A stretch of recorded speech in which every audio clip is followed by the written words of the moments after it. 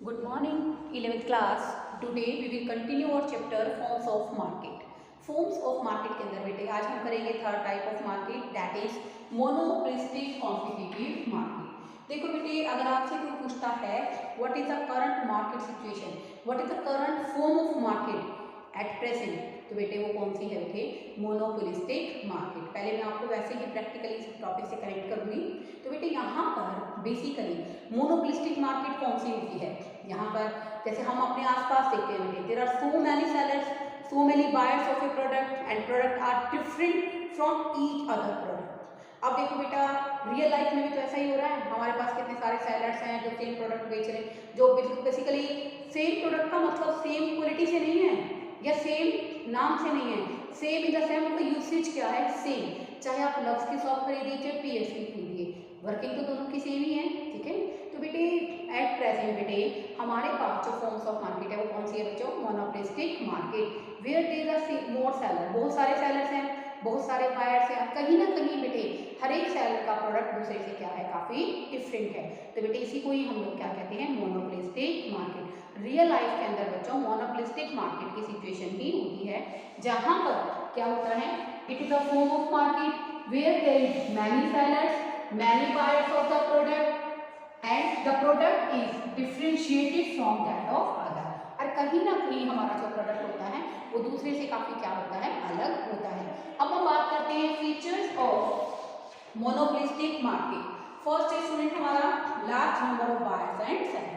बेटे under like the perfect competition there are also large number of sellers and large number of buyer for the commodity.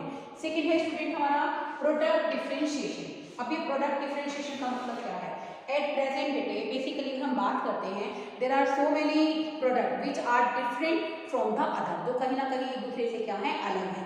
जैसे देखो बेटा, basically हम बात करते हैं टूथपेस्ट की. ठीक है बेटा, तो यहाँ पर टूथपेस्ट के अंदर कोलगेट का लो, आप क्लोजअप का लो, आप सिबाका का लो, कोई भी टूथपेस्ट खरीदो बेटे, बेसिकली क्या आए तो क्या काम का? दांतों को क्लीन करने के काम आएगा. तो नो डाउट बेटे उनकी वर्किंग बेशक सेम है, उनके नाम से. ठीक है ना, उनका नाम, उनकी पहचान है, ब्रांड लॉयल्टी क्रिएट हो जाती है बेटे इससे. ठीक है ना, कि आप एक पर्टिकुलर ब्रांड का प्रोडक्ट क्या करते हैं? खरीदते हैं. तो बेटे वो प्रोडक्ट साइज में, कलर में, शेप में, फ्रेग्रेंस में, पैकिंग में, लेबलिंग में, ब्रांड नेम में क्या होते हैं? काफी एक दूसरे से अलग होते हैं. कहीं ना कहीं बेटे जो ब्रांड नेम होता है वो क्या करता है? लॉयल्टी क्रिएट करता है कि आपने एक बार क्लोजअप का पेस्ट खरीदा, आपको सही लगा तो आप बार बार उसको क्या करते हो? परचेज करते हो. तो in such type of market there is a product differentiation. Third है बच्चों हमारा यहाँ पर lack of freedom of entry and exit of a firms. देखो बेटे वैसे तो बेटा there is no absolute freedom of entry and exit of a firm in an industry. Industry के अंदर बेटे नई फर्मों के प्रवेश करने पर और छोड़ने पर कोई एब्सोल्यूट फ्रीडम नहीं होती है. लेकिन बेटा अगर हम बात करते हैं तो बेस क्यों नहीं होती है? पूरी तरह से फ्रीडम नहीं है, क्योंकि बेटा कुछ फर्म्स क्या करती हैं? अपने टेक्नोलॉजी को लेकर पेटेंट राइट्स ले लेती है, एक अधिकार ले लेती हैं, जिसके कारण बेटे दूसरी जो फर्म है वो इंडस्ट्री के अंदर एंटर नहीं कर पाती. क्योंकि जो बेटा पेटेंट राइट्स होते हैं it also prohibits the use of technology by the other. Patent rights लेने के बाद बेटा उस टेक्नोलॉजी का, उस प्रोडक्ट के डिजाइन को दूसरा कोई व्यक्ति यूज नहीं कर सकता. नेक्स्ट है बच्चों हमारा यहाँ पर लैक ऑफ परफेक्ट मोबिलिटी. देखो बेटे फैक्टर्स ऑफ प्रोडक्शन कौन कौन से हैं? Land, labour, capital and last one is entrepreneur. तो बेटे यहाँ पर जो परफेक्ट मोबिलिटी है वो फैक्टर्स के लिए अवेलेबल नहीं होते, because different market price are available for the different product. Different market prices are available for the different factors of the production. अब हो सकता है बेटे अगर हम बात करते हैं यहाँ पर लेबर की, लेबर को एक फैक्ट्री के अंदर 10,000 पर मंथ मिल रहा हो, लेकिन उसी सेम प्रोडक्शन को करने से उसको दूसरी फैक्ट्री के अंदर 15,000 रुपये मिले. तो बेटा हर फैक्टर्स ऑफ प्रोडक्शन का डिफरेंट मार्केट प्राइस होता है डिफरेंट फॉर्म्स के अंदर. That's why there is a lack of perfect mobility of factors of production. Next है बच्चों हमारा non price competition. Non price competition बच्चों होता क्या है? यहाँ पर the firms does not want to reduce the price of a commodity. वो कमोडिटी के प्राइस को रिड्यूस नहीं करना चाहते हैं, इसलिए वो क्या करते हैं? यहाँ पर नॉन प्राइस कंपटीशन का सहारा लेते हैं. तो नॉन प्राइस कंपटीशन यहाँ पर क्या होता है बेटे? when the firm does not want to reduce the price of a commodity then they also opt the situation non price competition. जैसे बेटा फर्स्ट वन क्या कर सकते हैं बेटा, प्राइस को रिड्यूस करेंगे नहीं, ठीक है ना।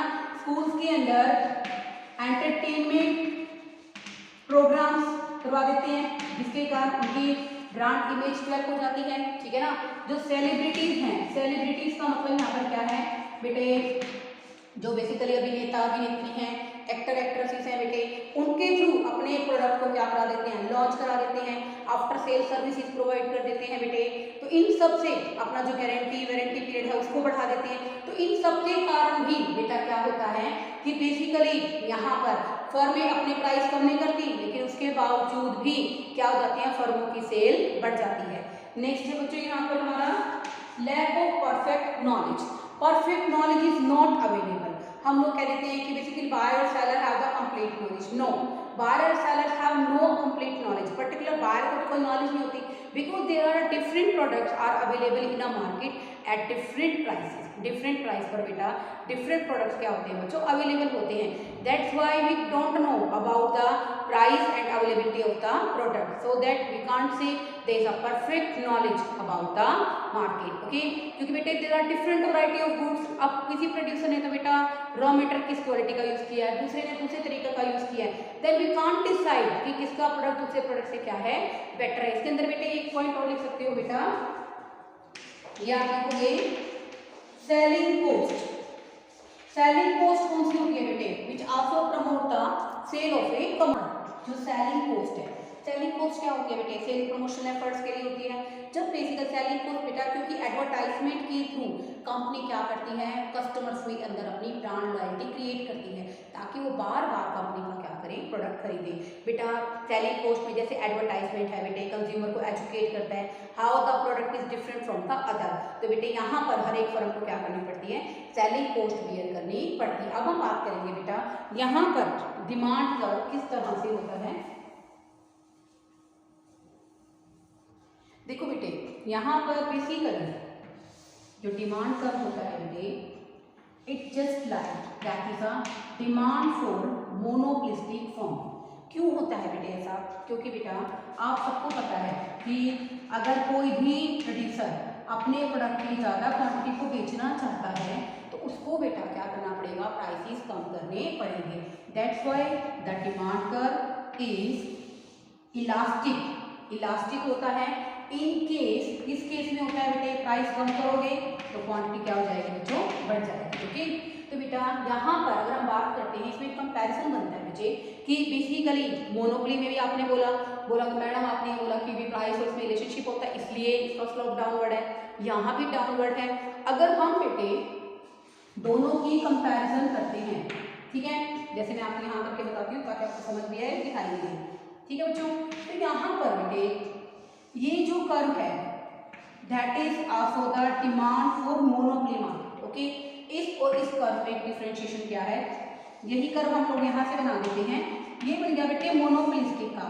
तो अगर हम बात करते हैं इन दोनों में से कौन सा इलास्टिक ज़्यादा है, कौन सा इलास्टिक ज़्यादा है बच्चों, यहाँ पर बेसिकली मोनोपोली के अंदर तो बेटा सब्स्टिट्यूट अवेलेबल नहीं होते। आप इसमें एक पॉइंट और भी ऐड कर सकते हैं बच्चों, वो आप ऐड करोगे अवेलेबिलिटी ऑफ क्लोज सब्स्टिट्यूट। जो क्लोज सब्स्टिट्यूट्स होते हैं बच्चों वो क्या होते हैं, अवेलेबल होते हैं। तो बेटा in demand for monopoly market curve की बात करते हैं और मोनोपोलिस्टिक की, देन मोनोपोलिस्टिक मार्केट के अंदर बेसिकली इलास्टिसिटी ज़्यादा होती है। क्या होती है ज़्यादा, कंपेरेबल टू द मोनोपोली। क्यों होती है ज़्यादा, because in a monopolistic market क्या होता है बच्चों, मोनोपोलिस्टिक मार्केट में इलास्टिसिटी इसलिए ज़्यादा होती है due to close substitute of the product. तो बेटे दोनों का कर्व सेम होगा। अगर हम बात करते हैं, आप एक पॉइंट लेते हो, मतलब बेसिकली जो कर्व जितना जल्दी स्ट्रेट होगा, जैसे ये परफेक्ट कॉम्पिटिशन का है, ये कौन सा कर्व है बच्चों, इलास्टिसिटी। यहाँ पर क्या शो करोगे, elasticity of demand is infinity. Okay, तो ये परफेक्ट कॉम्पिटिशन का है। तो इन दोनों में से अगर फ्लैट होगा तो पहले फ्लैट कौन सा कर्व होगा, मोनोपोलिस्टिक का। अब तो बेटा इसलिए मोनोपोलिस्टिक मार्केट के अंदर बेसिकली अगर हम बात करते हैं तो इलास्टिसिटी क्या होती है, ज़्यादा होती है कंपेरेबल टू द मोनोपोली। अगर आपसे पूछा जाए, अगर हम कर्व की बात कर रहे हैं यहाँ पर तो क्या है बच्चों, परफेक्ट इलास्टिसिटी, इस कर्व के अंदर क्या है, लेस इलास्टिसिटी, और यहाँ पर क्या है बच्चों, मोर इलास्टिसिटी। अगर प्राइस कंट्रोल का पॉइंट लो तो बेटे यहाँ पर फर्म कोई कंट्रोल नहीं कर सकती, नो कंट्रोल, ठीक है ना, क्योंकि इंडस्ट्रियल सेक्टर के अंदर डिमांड और सप्लाई डिसाइड करते हैं, तो यहाँ पर बेटे कोई कंट्रोल नहीं है प्राइस पर, ठीक है। मोनोपोली के अंदर क्या होता है, फुल कंट्रोल होता है। मोनोपोलिस्टिक के अंदर क्लोज सब्स्टिट्यूट अवेलेबल है, इसलिए क्या होता है, पार्शियल कंट्रोल होता है, क्योंकि मोनोपोलिस्टिक मार्केट के अंदर दोनों ही सिचुएशंस पाई जाती हैं। लेकिन in under monopolistic market demand curve is more elastic comparable to the monopoly market. Okay, thank you students.